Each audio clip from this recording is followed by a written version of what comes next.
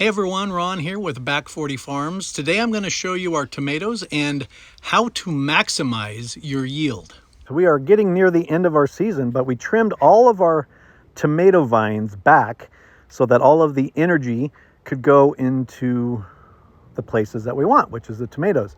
Now all of these were like this, green.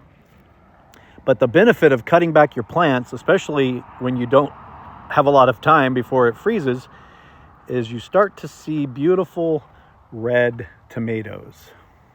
And we have so many cherry tomatoes and Romas and big rounds. These are called German lunchbox. Those are delicious, but all of these were green.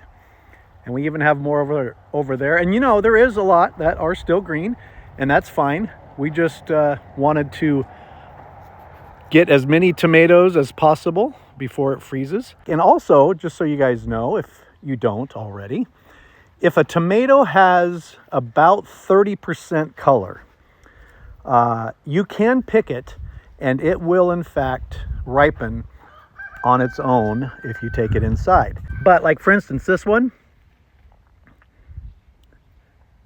that one's about 30% red.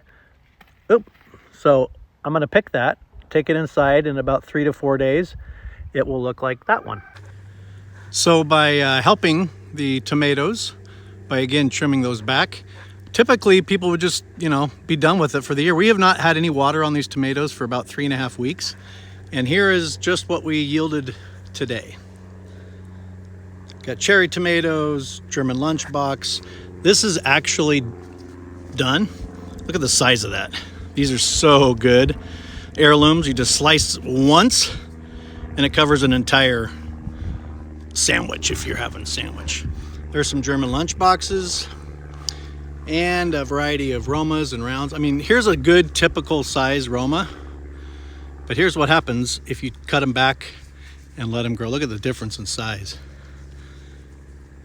Now we love all size tomatoes, so it doesn't matter. We've already made probably 50 or so pints or quarts of salsa, tomato paste, tomato sauce, you name it. And by we, I mean my wife. She's amazing at doing all that. I help her. I do the dishes. But yeah, so we still have another 2 weeks or so before the freeze, and I bet we're going to get a lot more. So all of this would typically go to waste, but not here at Back 40.